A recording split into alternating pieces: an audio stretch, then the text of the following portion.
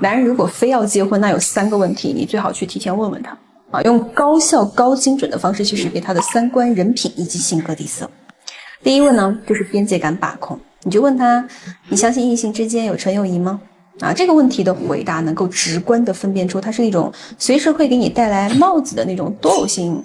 格，还是说他是自有分寸的专一属性的一种性格。啊，如果他说肯定有啊，还给你举例子说什么我有一个兄弟，我经常晚上跟他喝酒，然后甚至还跟他一起出去旅游过，我俩真的就纯哥们儿，什么都没发生过呀。啊 ，OK， 这个时候兄弟你要当心了，因为这说明他是一个容易将异性边界化模糊掉的一个女人。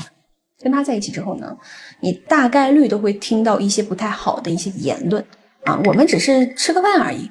我又没跟他干嘛，我跟他要发生什么早就发生了，还有你什么事啊？我觉得你也太喜欢小题大做了吧，你怎么那么敏感呢？啊，这些话你就会经常听到了。那相反，如果他非常客观的看待异性朋友这件事情，他就可能会说，有吧，我也有异性朋友，不过我跟他们还是会保持一定的距离，毕竟他们怎么说也是男人，单独吃饭邀约啊这些，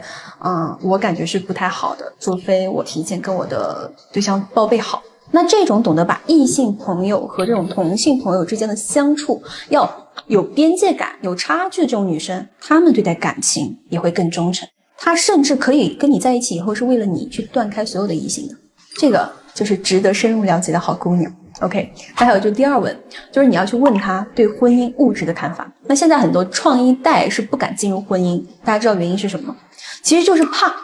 女人选择他是因为他的 money， 他的地位，而不是因为爱他这个人本身。那想要规避这个问题，其实方式非常简单啊！你在闲聊的时候，你就可以跟他讲啊，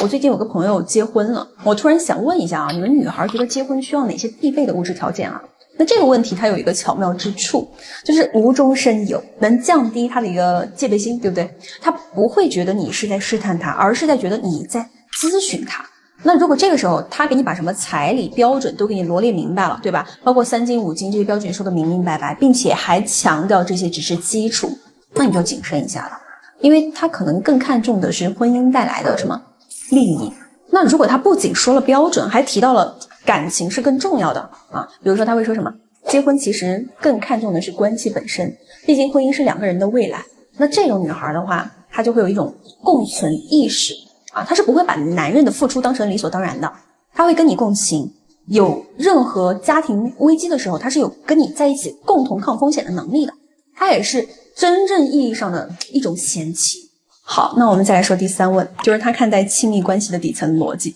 啊。其实很多兄弟都会忽略掉一个方面，就是谈恋爱的时候呢，只顾着快乐，完全没有客观的去考量过他对于亲密关系的看法，所以就导致了结婚以后雷点爆点超多啊，会经常吵架。那应该怎么去问他？其实也很简单，你在恋爱里希望你男朋友怎么跟你相处呢？啊，这个时候你就看他更注重个人空间，还是要高浓度陪伴。然后你再去对比你自己想要什么样的相处模式，如果相差太多的话，那最好另选他人啊。比如说你是一个需要个人空间的人，你是一个工作很忙的人，那这个时候如果说他非要你陪他，甚至是给你什么电话轰炸这些，那你是什么感受？可能最开始呢你会觉得